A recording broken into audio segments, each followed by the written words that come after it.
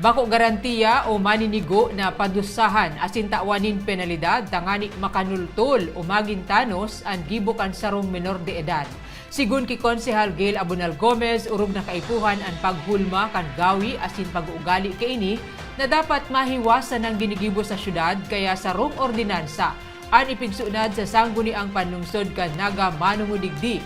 May report si Joel Sulina.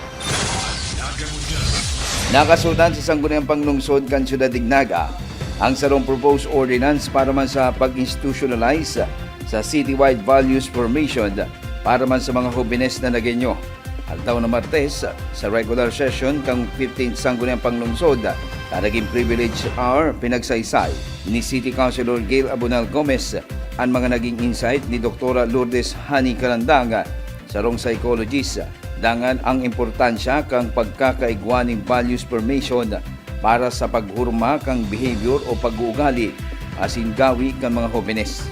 Pero nang doon kang opisyal na bako ang pagtauning penalidad o padusa ang totoong makapagpatanos sa salanggawi asin kaisipan kang mga hobenes.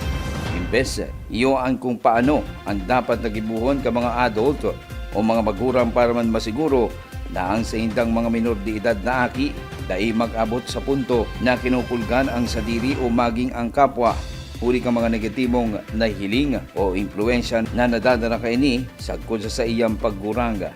Deep down, we already know that values formation is central, not peripheral, in shaping the behavior of our young people.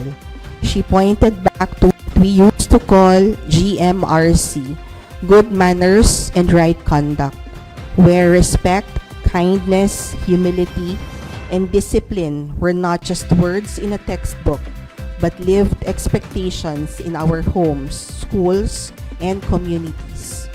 She reminded us that values formation must begin at home.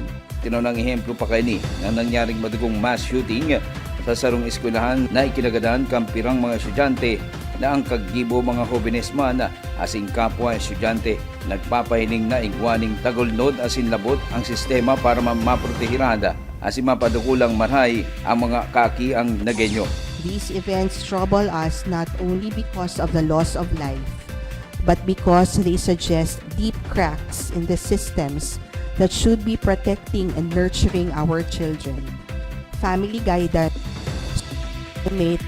peer relationships, and community support.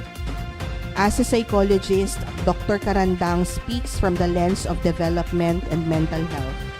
She sees children not as potential criminals, but as persons in formation, whose character can be strengthened, whose emotional needs can be understood, and whose choices can be influenced early, positively, and compassionately. As legislators, we must listen carefully to that voice. Our role is not to write fear into the law, but to build structures that make it easier for families, schools, and communities to do the right thing for our youth. Sinabi ni City Councilor Gomez sa Siyudad Dignaga, may mga youth organization as in children organization, yaon man ang Barangay Council for the Protection of Children, as in dagmang na mga school-based program and initiative para sa mga kakian as in hobenes na nakapadantol sa pagtubod bilang sarong Kristiyanong nasyon para padagos na maitukdo ang positibong pag-uugali as in social awareness kang sarong individual, purog na ka mga kakian asin hobenes. Sigun sa konsehal, pinakaipuan na maging saro ang lakpudang kang lambang saro para sa ikakarahay kang futuro kang mga hobenes kan syudad. I'm introducing the Naga City Harmonized Youth Values Formation Ordinance, which seeks to institutionalize a citywide program which can bridge the language of the clinic and the classroom with the language of policy and governance.